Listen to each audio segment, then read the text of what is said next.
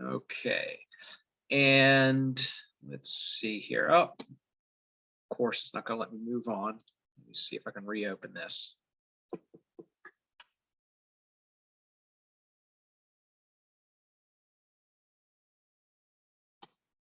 Oh, all right, here we go.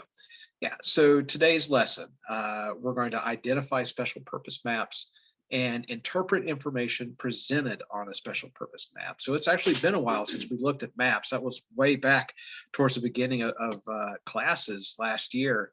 And we're going to circle back to them now with some different types of information on a map. And let's see what our audio has here. Special purpose maps share many similarities with political maps. Both types of maps show political boundaries such as cities, states, regions, and countries. However, special purpose maps show additional features that do not appear on political maps. These features may include items such as congressional districts, products and resources, and population. Special purpose maps often use symbols to represent key elements. As with other areas of the GED test, questions about special purpose maps will test your ability to interpret information at various depth of knowledge levels through the use of complex reading skills and thinking skills. Yeah, so like we looked at before, any type of map is a way to physically represent information with a geographic purpose or a geographic bent to it. So if you think about, we looked at political maps, which are basically just the borders of an area or states and countries and things like that. They typically have the names of the country and maybe the capital or a few other important cities and things like that. And we did look at some sort of maps with statistics, various types of maps like that, particularly with like population or movement of people and things and ideas. And now we're just continuing with that with some other information that you can display and makes a lot of sense when you put it on a map, as opposed to looking at it on a chart or just on a piece of paper. You put it on a map and it makes a lot more sense. So let's take a look here at our first map. So this is the U.S. Federal Reserve districts.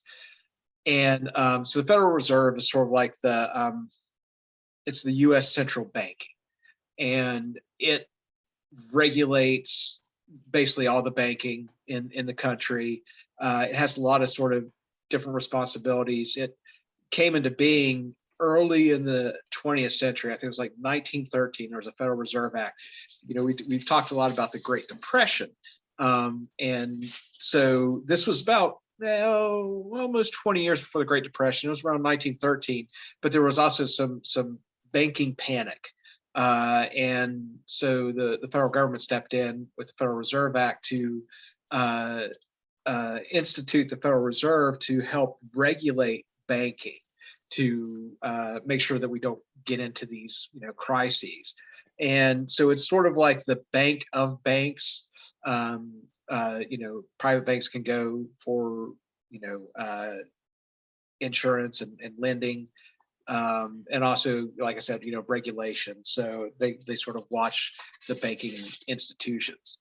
And it says over here in our text box at the top that this map shows political features associated with the political map, right? We have the boundaries of the United States. We have certain cities labeled on here.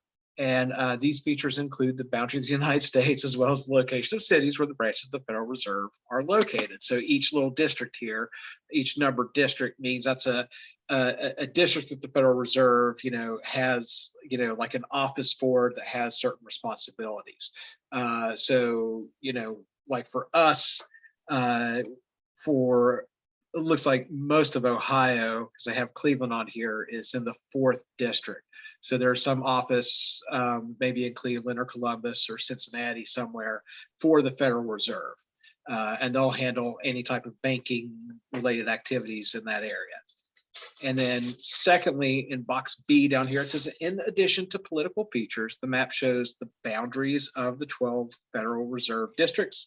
The addition of this extra layer of information makes this visual a special purpose map, right? So we have the political map underneath, and then over top of it, we have this layer of the US federal districts and what area each district serves. And that's what makes it a special purpose map. Okay. So let's go on to the quiz.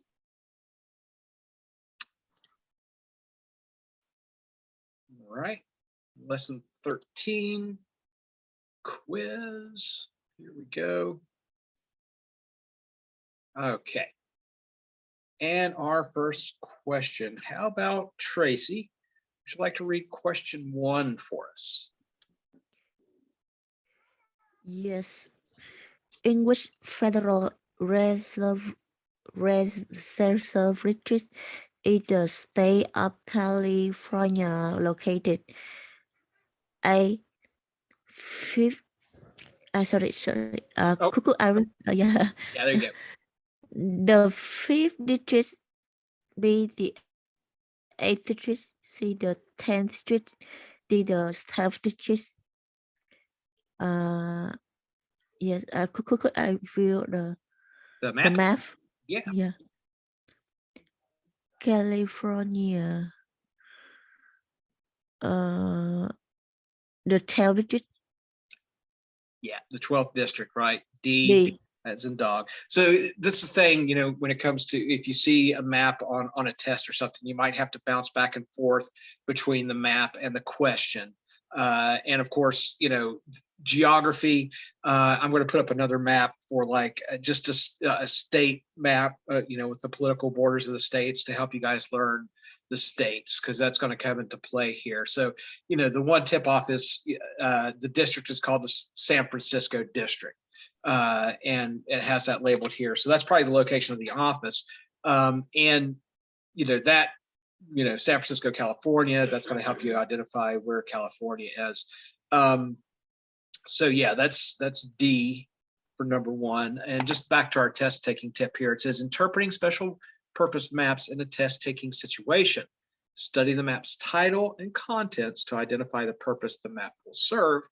Try to summarize this purpose in a sentence or 2. So as you look at it, you know, I always say, whether it's, you know, reading a passage or a map, you have to know the title. So US Federal Reserve, and then just take in the information on there. What am I looking at? Okay, it looks like 12 districts for the Federal Reserve across the United States. And then you can note some of the you know, the size of some of them, like the, you know, this 12th district is really big. It includes Alaska, Hawaii, and California. And then think about, you know, sort of your own reference. Think about us here in Ohio to help you sort of tease out that information, think deeper about it. You know, we have, you know, where are we on the map? So we're in this sort of diagonally shaded area right close to Cleveland in the number 4 district. So that's always a good thing to do with maps too, is thinking about your, you know, orientate yourself on the map and how things around you are affected by it. So that's number 1 is D. Let's see, Christiana, you want to read number 2? It's a new map here, population of Great Lakes states. Oh, you know what, before you read it, just to help you guys out, I know states can be an issue here. So I'm going to pull up my arrows real quick. Okay, and so Ohio, right? It's right here. Michigan, this is Michigan here. Indiana is next door to Ohio. Illinois is next door to Indiana. Wisconsin is here. And Minnesota is all the way up here. Okay, it's going to be relevant to the next few questions. Okay, so let me go ahead and clear that. Let's keep those in mind. I think Christiana just bounced back in. How about we go to Grace? Grace, you want to read question 2 for us? Okay. Which states in this region had the largest population in 2010? A, Ohio. B, is it Illinois. Illinois. C, Michigan. And D, Wisconsin. B. It's B as in boy, yeah. Illinois. Yeah, so you know, each little person there represents 1 million people, right? So you always look at the key to find out, okay, what information is being presented here. And you see if you like sort of partial, where that's maybe about a half, you know, a 500,000 people or a 250,000 up here in Wisconsin, or I'm sorry, Minnesota. And you know, you can either, you know, just count them up: 1 million, 2 million, 3 million, 4 million, 5 million, 6 million, 7 million, 8 million, 9 million, 10 million, 11 million, 12 million, 12 and a half, maybe 12 and a quarter million in Illinois. That's all you have to do. And then compare that to the other ones. So, you know, the one thing you got going for you is we have, was it 2, 3, 4, 5, 6 states here, but your questions might only have about 4 answers. So you can eliminate some of those. I only have to think about Ohio, Illinois, Michigan, and Wisconsin. So, and then just, you know, count them up. Ohio would be the next most populated, it looks like. So B is a boy. That's Illinois for number 2. Let's try Christiana now. How about you read number 3 for us? Okay. Which state shares the northern border with the state with the largest population? A, Wisconsin. B, Michigan. C, Minnesota. D, Indiana.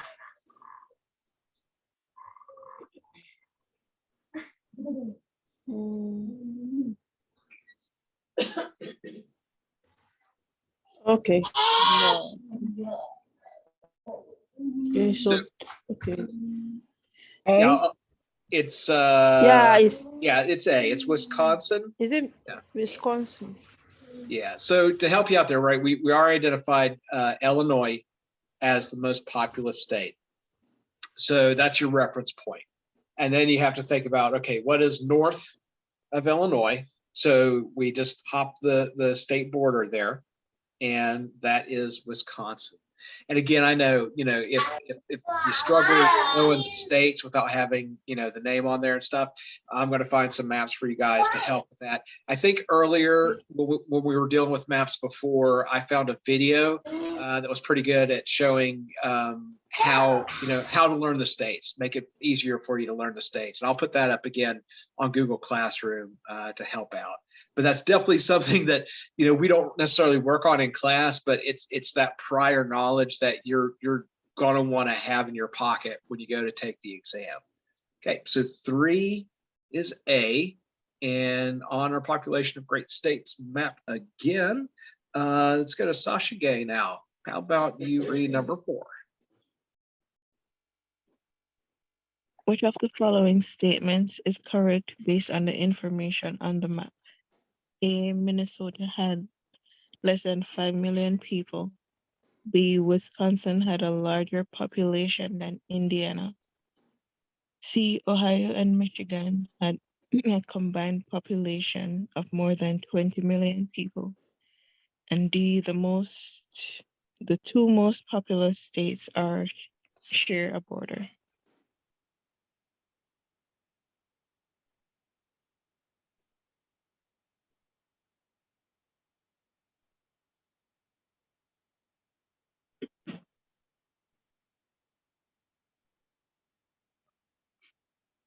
It's either C or D. This C? It is C. Yeah, C as in cat. And that's a matter of process of elimination for a question like that. So if you bounce back and forth between the map and your question, so Minnesota had less than 5 million people, we can look at that.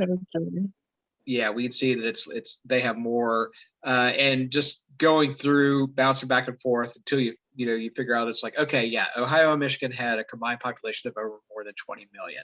Or you could start, it's just a matter of which way you want to go. But yeah, C. But isn't D also just a tad bit correct, because the two most populated states are both kind of bordered? Does border mean all the way around? Or Well, does this mean like, because I feel like Kentucky is directly up underneath Ohio and Illinois? yeah, they're only talking about the states that are named here.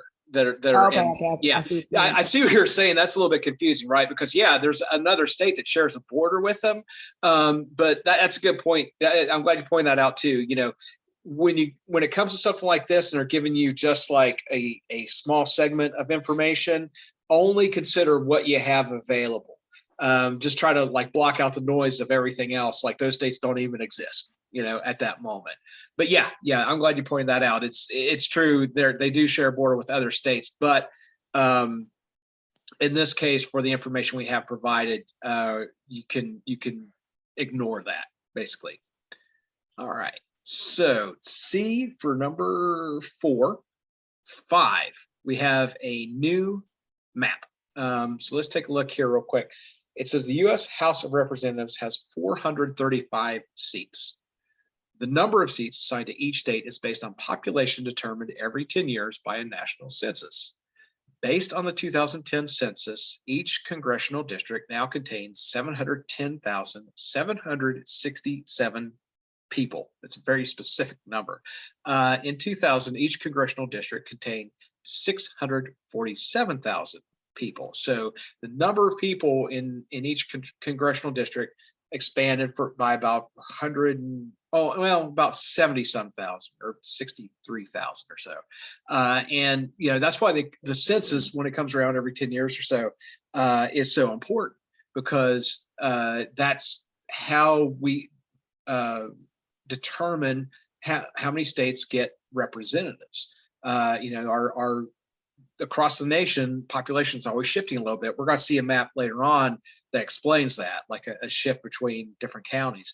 And so sometimes a state will lose representatives. They have less representatives in the House, and other states will gain them. So that's why we that's one of the many reasons we do the census, why it's important.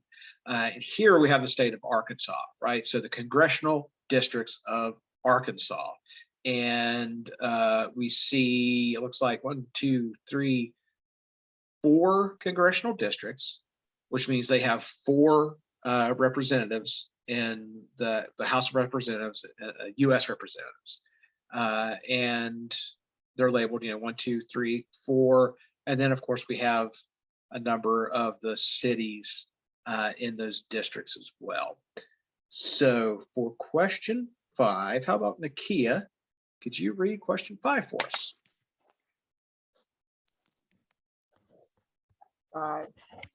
The U.S. House of Representatives have 435 seats. The number of seats assigned to each state is based on population determined every 10 years by a national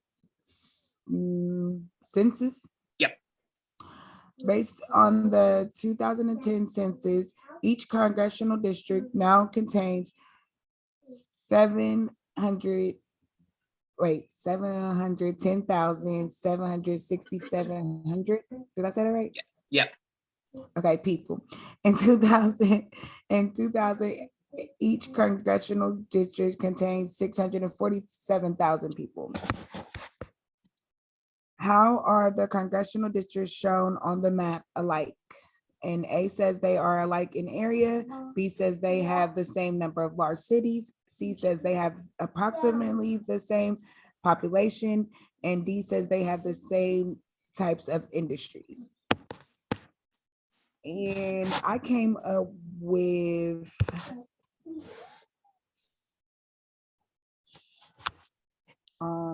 C, but I know that I'm mainly wrong, but I did come up and come up. No, you are mainly right. That is C. Yeah. No, good job. Yeah. So area, right? These are all different sizes. right? So area, you can discount that. That's not going to be correct.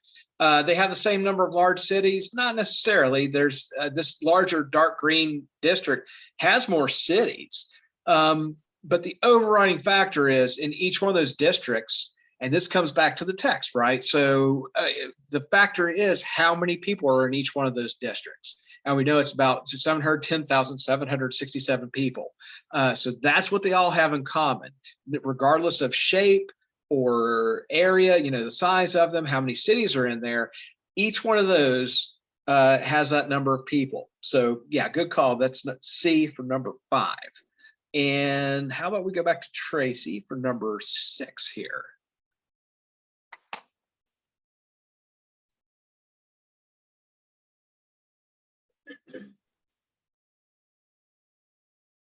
Tracy, are you there? What information could you learn from the passage that you could not find on the map? A. The number of large cities in the state. B. The basis for the census in districts. C. The number of districts in the state. D. The basis for the number of the districts. Could I view the map again? Sure can. The capital. Yes. Yeah. Could I view the number, the basis census?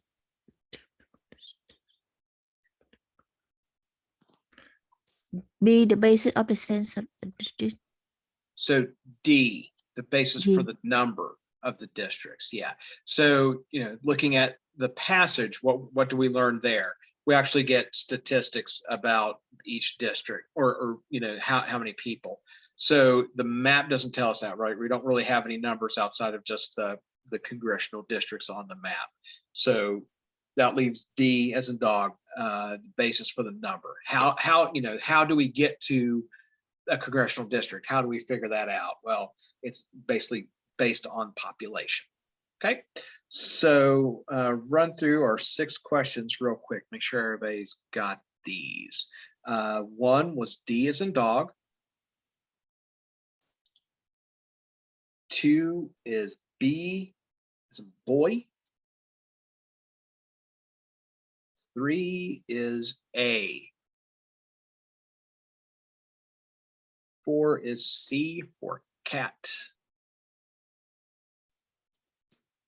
5 is also C for cat. And 6 is D as in dog. Okay. Now we'll move on to the workbook. Open up the workbook here. And yeah, so again, it's just saying the special purpose maps share important similarities with political maps. Like political maps, they often show political features such as nations, regions, and cities. However, through the use of symbols, these maps also present additional features such as products, voting patterns, or population change. So that information about states or regions or cities could be important, which is why they're often on the map. But then it's overlaid with additional information, like, just like the congressional districts and things like that. But you could get into all kinds of different information represented on a map. I made maps. I mentioned, way back when I was going to Virginia Tech, that I worked in a GIS office, and I made maps for very large scale maps of just basically the university, just the campus. And I did one map that was for snow removal routes, and I drew little arrows on the map to show the way the snowplows were supposed to run all around campus. I did another one for like police zoning issues, and I did one for utility lines, like all the underground utility lines for like the facilities people. And I always, the one that made me the most nervous was the snow removal map, because I just had in my mind like putting one arrow the wrong way and like 2 snowplows running into each other when they're removing snow during the winter or something. It gets kind of nerve-wracking when you're working in details like that, tedium. Okay, so for the workbook here, open up our questions. New map. electoral map. So what we have here is the 2012 presidential election. And of course, the little blue donkey, that's, you know, a symbol for the Democrat Party, and the little red elephant is is for Republicans. And so something to consider, the Electoral College, right? That's basically who, you know, elects the president. It's based on electoral, you know, number of electoral votes that a presidential candidate wins per state. Those votes, and you look at the map here, depend on the number of senators and U.S. representatives that each state has. So each state has 2 senators, right? All 50 states have 2 senators. And then the rest of those electoral votes are established through how many seats in the House of Representatives. So that's why I was saying the census is so important. If Ohio, say, loses population over the next 10 years or whenever the next census comes up, and more people move to you know, Illinois or Kentucky or any of those states, then that could change how many representatives are from Ohio versus how many are from, you know, Kentucky or Illinois. So that's why those censuses are really important, and because it changes the makeup of the Electoral College to some degree. And then, of course, you know, you see a state like Wyoming up here, this big square. There's only like 500,000 people.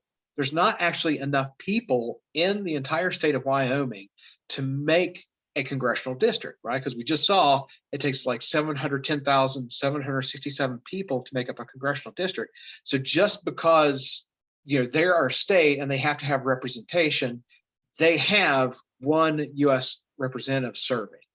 Same thing, Montana, Liz Cheney, who makes a lot of news here lately because of her party, is from Montana. She is the 1 representative from that house. So that's why they get those 3 votes. You know, there's less people living in the entire state of Wyoming than there is in the county, Franklin County right now, where we live.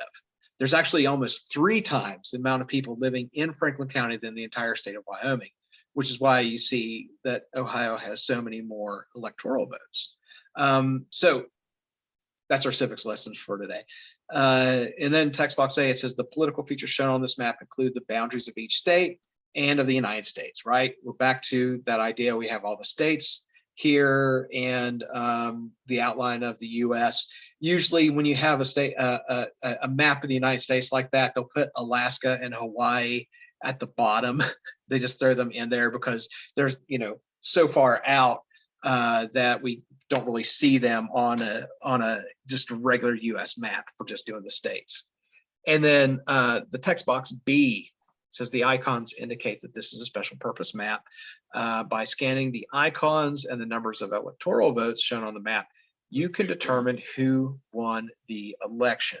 Of course, history also lets us know who won the election. We're well aware, but we can look at this and see which state voted or which presidential candidate won that state by electoral vote. Okay, you can also see you know, trends and patterns occurring, right? Where do people vote for the Republican candidate, or for, in this case, it was Mitt Romney? You know, a lot through the South, through the Great Plains and the Midwest, and, you know, like Colorado and New Mexico. So I'm sorry, Arizona, not New Mexico, Arizona. So you see, you know, how this all kind of plays out. And that's really important too, because when these candidates go out and campaign, right, they go for states where they know they can win, states that they call, what's the term? I was gonna say fringe states, that's not right. What is the word they use?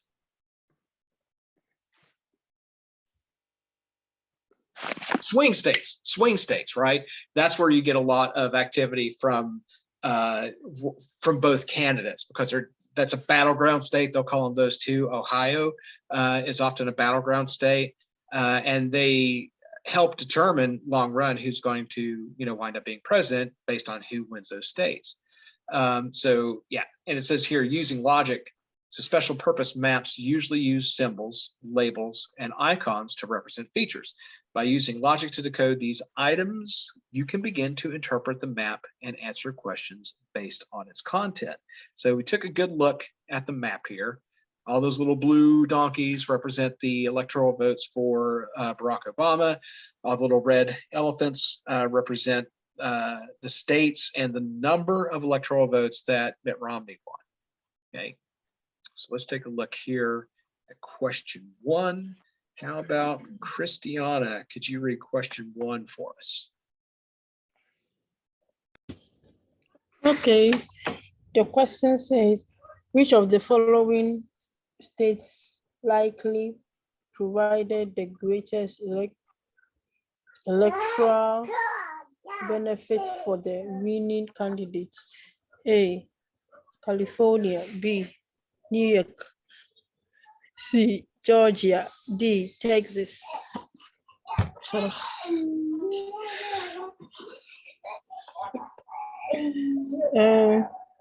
Please, can I see the map? Sure can. There you go.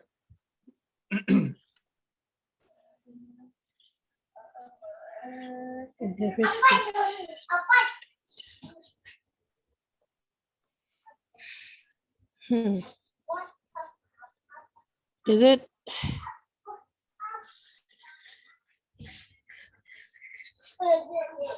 Texas? So that's close.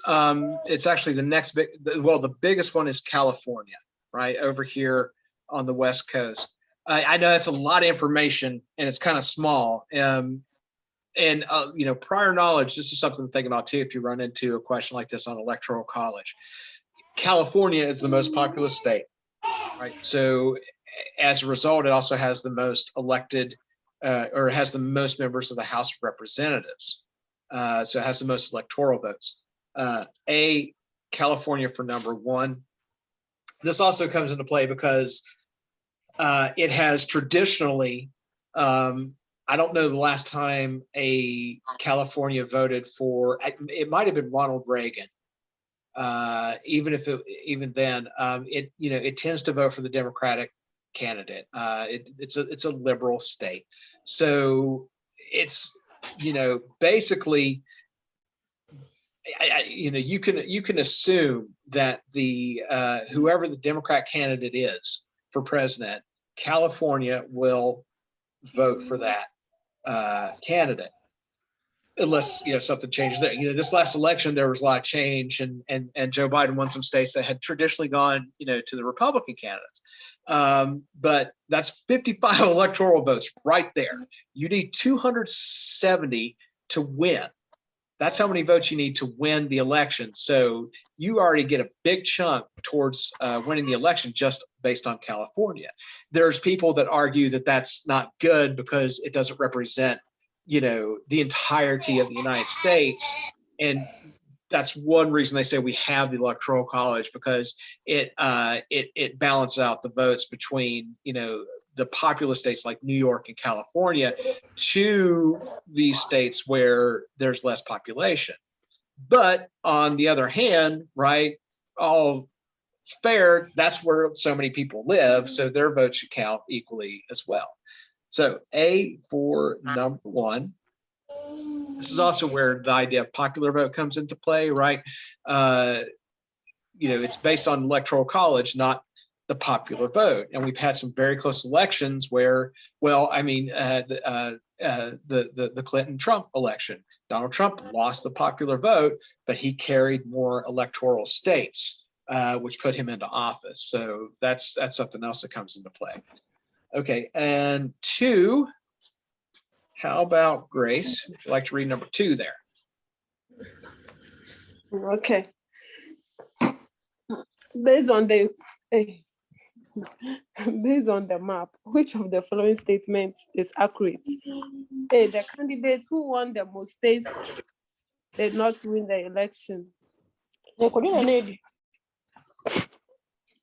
B, the victorious candidates won the three largest electoral states.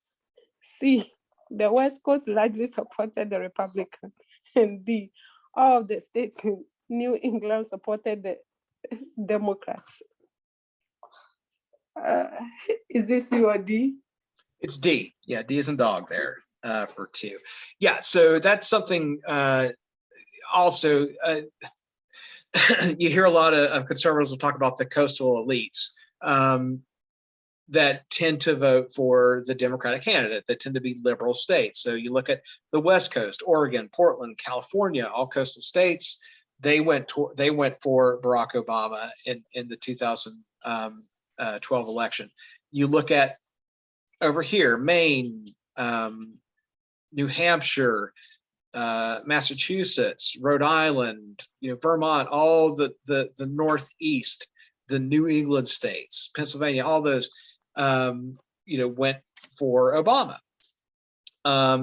The thing is, that's where everybody lives, so again, that's why, they tend to carry the popular vote, and they win those states because there's a lot of people there, and they're important states to win.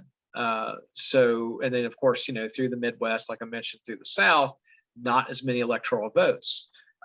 Based on area of the map, if you just looked at that and you see all those red elephants, you think, oh, well, the Republican candidate's going to win. But you also have to keep in mind, nobody lives in Wyoming, so they have fewer electoral votes. So 2 then is D. And 3, Nakia, you want to go for number oh, we have a new map. Let me talk about the map real quick here. Percent change of population. So I mentioned this, right? Switching from 2000 to 2010, it's showing the movement of population.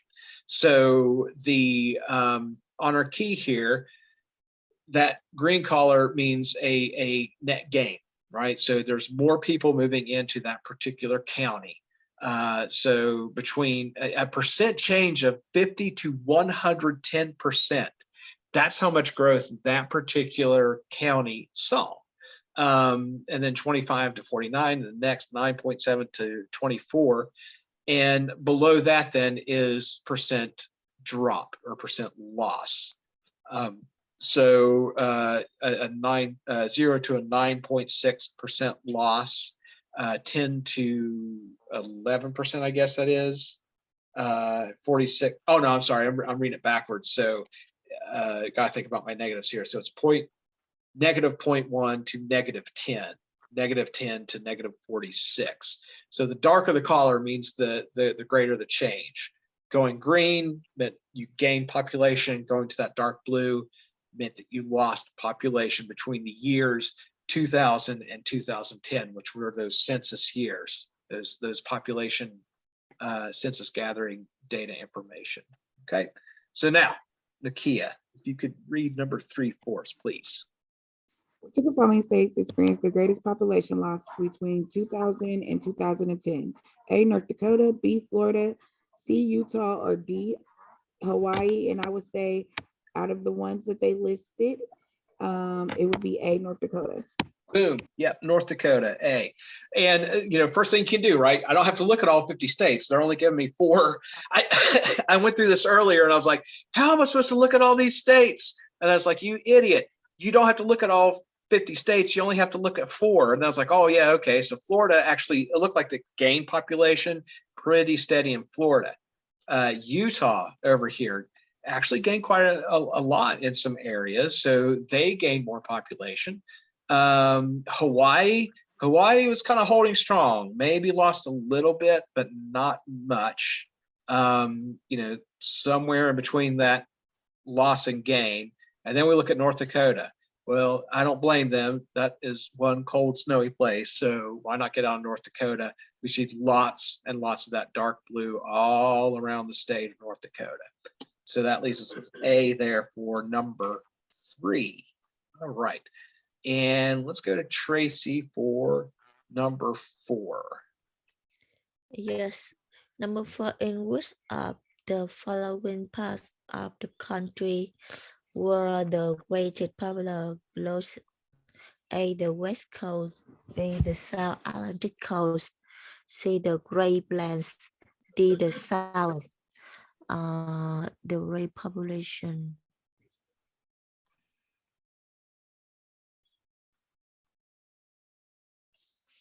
B. B. C. S- Yeah, so over here's the West Coast, right? And what was our other option? The South Atlantic Coast, so around this area. And then the Southeast being up in this area, Georgia, South Carolina, North Carolina, that area. And then of course the Great Plains, which is this area here. And if you look just right there, sort of in the middle of the US, up and down from North Dakota, South Dakota, Nebraska, Kansas, you see, you know, the most loss of you see more of those little dark blue squares across the Great Plains than anywhere else in the country. All right. And that's also a matter of just knowing those sort of distinct regions. I'll see if I can find a map that actually shows those regions as well. I remember talking about this before, you know, where does the Midwest start and you know, the Southeast and all these different distinct sort of regions that we identify in the country. So C as in cat there for number 4. But how about Sasha Gay? Could you read number 5? In general, which of the following parts of the country experienced the highest rate of population growth between 2000 and 2010?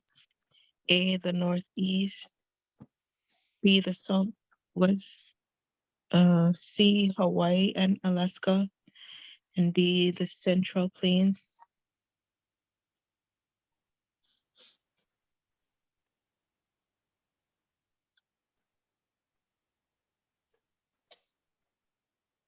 B as in boy.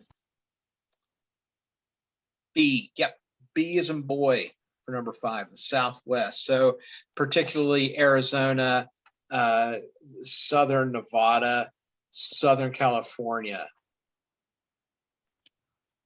All that's considered the Southwest. New Mexico as well. They didn't see a lot of growth there, but they didn't lose much either, just in certain parts there. So yeah, this area here, and you can very easily tell that, right? Where do you see the most green on the map? Right there in that southwestern area of the country.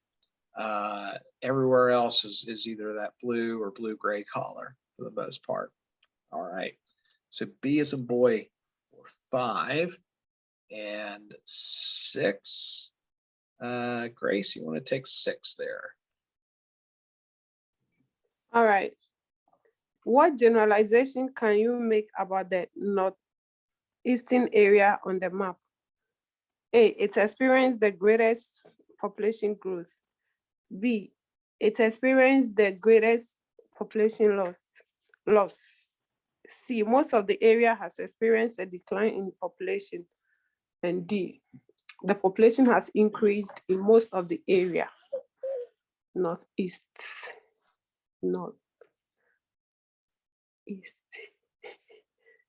So up in this area from Maine down towards Maryland, Pennsylvania, this whole upper side. Oh.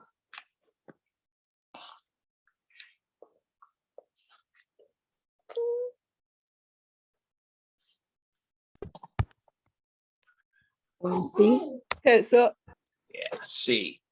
Yeah, so you know, it's not severe, but if you look there's a couple dark blocks there in the state of New York, and there is that sort of dark gray color that signifies somewhere between negative 0.1% to -10. So you know, not a severe loss, but over the entire area, you could say that they did lose some population there.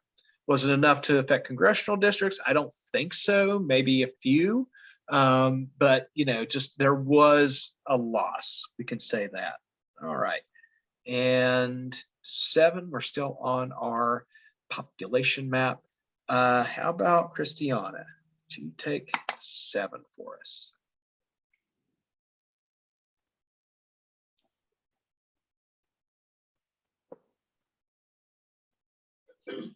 Christiana, you there?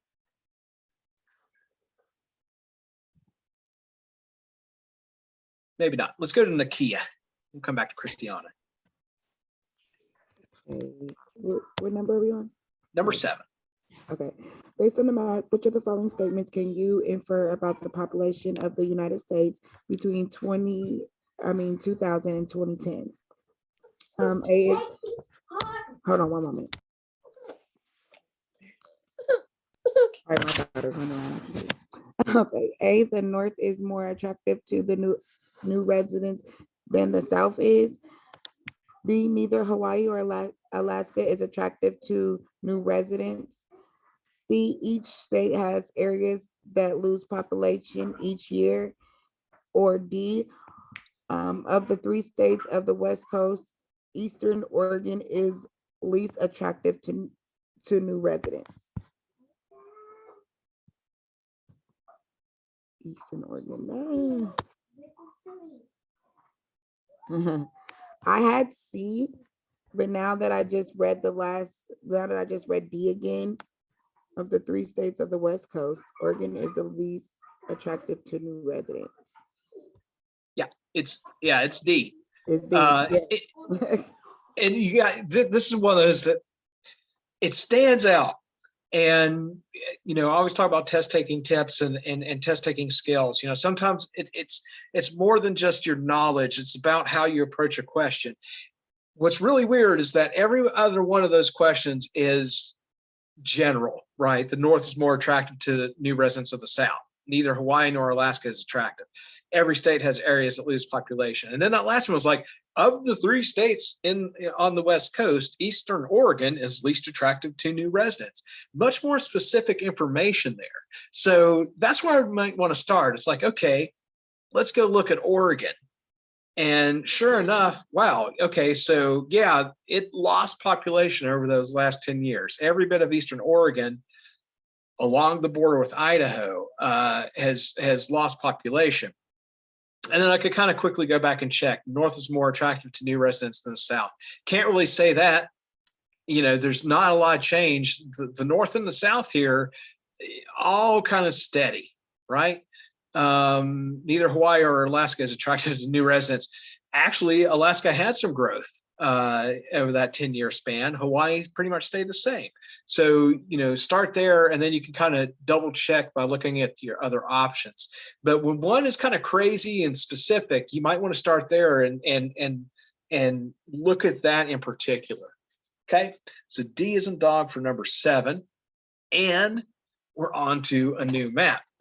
So this one has all kinds of little icons for various products of Colorado. So looking at the industry that we find in the state of Colorado, we have our little train cart for the coal. We have our ear of corn for corn. We have beef and cattle. We have our little cow there, a stack of hay for hay, our little flame for natural gas. We have the oil rig for petroleum. We have sheep, vegetables. We have a little cornucopia there of vegetables, and then we have our wheat. And we see what areas of Colorado produce this. So, not really specific. We don't have a lot of political boundaries on the map. We don't, have counties or anything like that, just the location of cities. And then this spread out amongst the map. So take a look at it and think about what you see where. And then how about we take a look at question number 8. Tracy, could you go with question 8 for me? Yes. 8. Which of the following products is found near Pueblo? A. It's Pueblo. People. A, coal. C, petroleum. C, natural gas. D, ship. Yeah.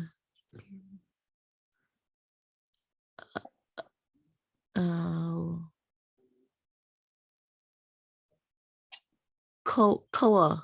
Yep, A, coal there near Pueblo. And the only other thing we have close would be maybe vegetables, which is not one of the options. The next closest might be cattle, which is also one of the options that they don't give you here. So A, coal is the closest to Pueblo. All right, A for 8. Sasha Gay, could you read number 9? Based on the map, where in Colorado are the mountains most likely located? A, they're most likely along the Wyoming border. B, they are probably in the east. C, they range along the western border. And D, they are likely to be in the center west part of the state. Is it A? It's D. D is in dog. Yeah. So if we look, it's really, it's this map's not the greatest, but if you look, there's this bare spot Oh, yeah. right there in the center west part of the state. And yeah, so if you drive through Colorado, that's where you're going to start hitting the mountains. I got to drive, I had to drive cross country twice, summer 2015, summer 2016. And that was the first time I'd ever been out to the West Coast, was 2015. And through a lot of the country, about as far west as I had been up to that point was Ohio, I guess. I've been up and down the South, been through Kentucky and Tennessee and stuff like that, but not that far out. And, you get into Missouri and then into Kansas, and it's flat. It's like around here, but it's just even more exaggerated. And there's just windmills and cows, and that's just seems like the only thing out there once you get past like Kansas City and into the state. And then you get into Colorado and it's still flat. And, I was really thrown off by the fact that even when you get to Denver, because I always think about Mile High Stadium, I always grew up knowing, about that, about the Denver Broncos and Mile High Stadium and all this stuff. And I'm in Denver, I'm like, it's still really flat. I mean, you can see the mountains off in the distance, and you have, sort of slowly climbed in elevation. But once you get past Denver over here, then you're like, oh, holy crap. Now I'm in the Rockies. And I remember driving through there in May and in shorts. And by the time I got somewhere, past Boulder, and I'm driving through snow, and then, back down the other side. So yeah, so that whole area there in the central west is very mountainous. So of course, you're not going to have farms. You're not going to have, you don't have flat ground to do stuff like farming and raising cattle. Even mining would be difficult in an area like that because it's so mountainous. About the only thing you have between Denver and Boulder in this area is skiing, right? That's the industry for that area is skiing. So 9 is D as in dog. 10, how about Grace? You want to read 10 for us?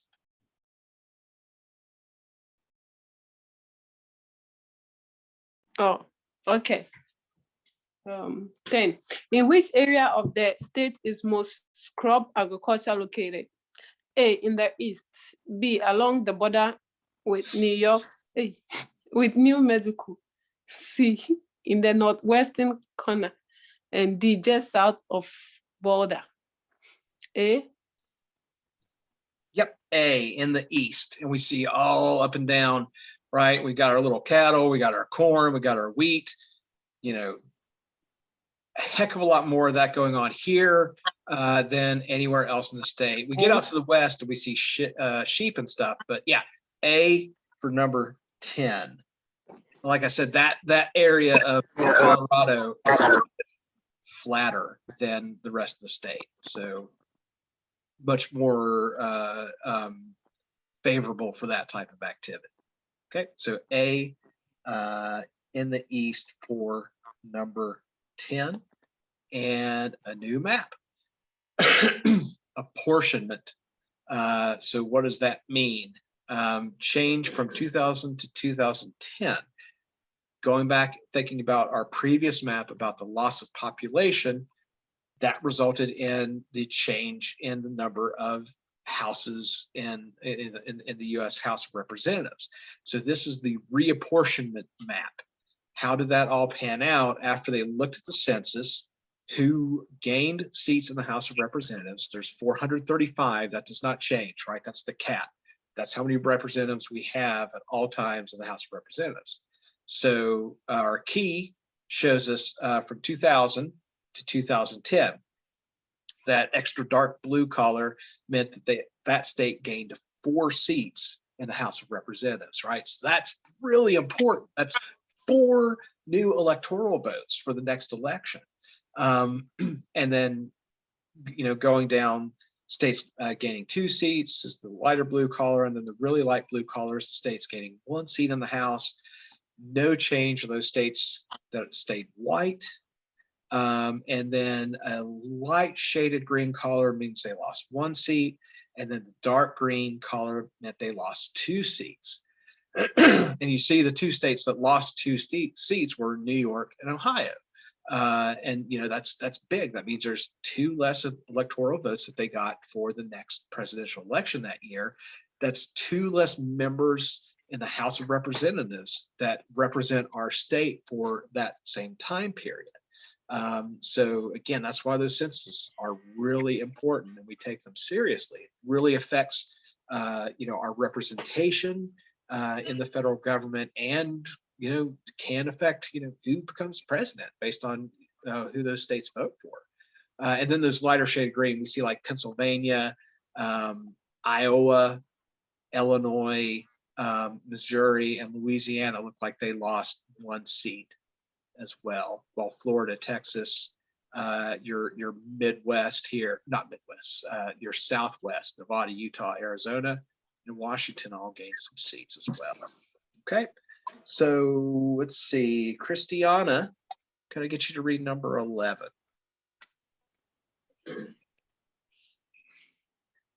See if she's there.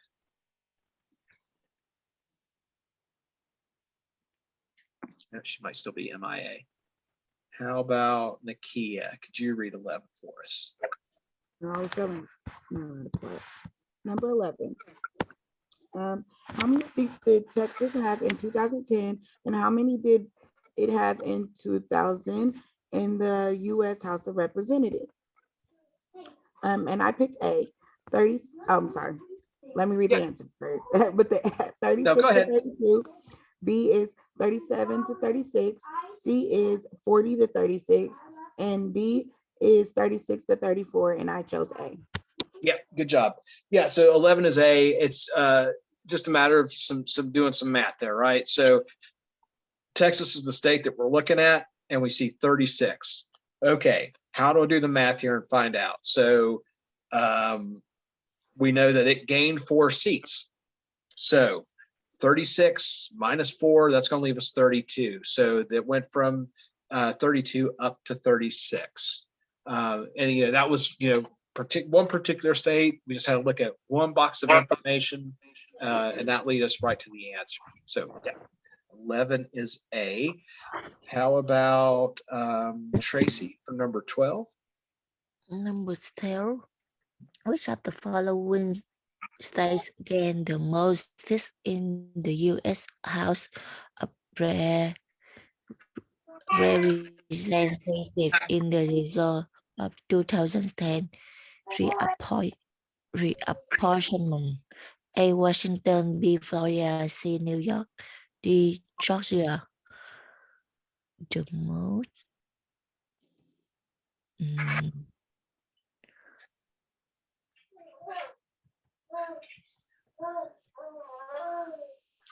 B. B. Yeah, Florida. Florida. Yeah, Florida. Again, you just have to look at those 4 states. If we look at Washington, they look like they only gained 1. They have that light blue color. Florida looks like they gained 2. We have that darker color for Florida. New York actually lost 2, so we could rule them out, obviously. And then Georgia, also that lighter gray or lighter bluish gray color. So that leaves Florida for number 12. All right. And, again, just looking at a map like this really is an easier way to visualize that information rather than, sort of looking at just a list of information, right? It's a lot easier when you visualize it on a map. All right, so 12 was B. And our last one, I think, for this map before we move on. So let's go to Grace. How about Grace? Can you read 13 for us there? Okay. Number 13. Which of the following states lost 2 seats in the House as a result of 2010 reappointment? A. Apportionment. A. New Jersey. B. Pennsylvania. C. Massachusetts. And D. Ohio. Ohio. D. Yep, D. Ohio. Our home state of Ohio here lost both seats. And again, we've had another census since this one, and I'm actually curious to see what the change was from 2010 to 2020, if we actually regained seats or not, or if we continue to lose any. But of course, Ohio is still a really populated state. Yeah, D. 13. And okay, one final little map here. And we got our little drop down box paragraph here to select. So let's take a look at the map real quick. Lyme disease, there's a fun subject. Lyme disease in the US between 1990, 2011. So about 21 years of information here. And it's ranked by reported cases. So basically, you look at numbers, the darker blue numbers are the highest ranked states. So Wisconsin, Pennsylvania, looks like New Jersey, Maryland, New York, Massachusetts, Rhode Island. For some reason, that Northeast, we have a lot of cases of Lyme disease. And then Wisconsin. Then it drops down to our green box there, California, Minnesota, Maine, Virginia, that might be that darker green color. And then our lighter color, Texas, and then it goes on from there. I think probably the reason we see more in like Pennsylvania and New York, I think deer carry it, if I remember, and then that's how it gets transmitted through ticks, fleas and ticks to humans. So you have a lot of deer in like, I know in Pennsylvania, they have a very large deer population. So that could be one reason that you see more cases, strangely in the Northeast than you do in other parts of the country. All right. So let's work through this together then. It says between 1990 and 2011, there were Lyme disease cases reported in the 50 states and Washington, D.C., according to this map from the Lyme Disease Association. The state with the highest number of reported cases was New York. A, New York. Yeah. A, New York, B, Pennsylvania, C, Connecticut, D, Massachusetts. Our answer is New York. If we look there, if you look close, you have 100,700, looks like 58.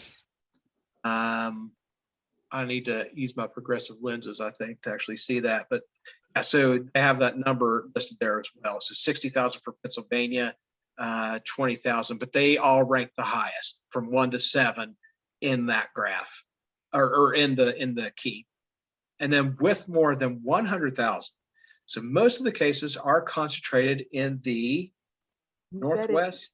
Northeastern. Northeastern, yep. C, northeastern region. All right, all that blue up there, that's northeastern region, area of the country. Although blank, The Mississippi, Midwest. the Midwest has the second largest concentration. Of course, Wisconsin, right? You see that, you know, blowing up there in that blue, in that dark blue color, part of the Midwest. So D, the Midwest has the second largest concentration. The state reporting the fewest cases of Lyme disease was Vermont, Hawaii, Montana, or New Jersey. Hawaii. Hawaii. Now, if you just even think about that, I don't necessarily, I mean, I would want to go and reference the map, but just from a little bit of critical thinking, Hawaii would seem like the odd man out there, right? Because it's an island. And probably, you know, that's a very sort of woodland type of disease, you know, that comes from, you know, like I said, deer and stuff like that. Hawaii is a much more tropical climate. Not that they don't have fleas and ticks in Hawaii, but you know, you don't have the type of wildlife there that tends to transmit it like you do in these other regions in the U.S. So if we hit our submit button there, we have New York for the first drop-down box, Northeastern for the second, Midwest, and Hawaii. All right, that was the last one for lesson 13. Let's see here. Anybody need me to follow up with any of the answers? Are we good there? And I'm going to stop recording. Yesterday,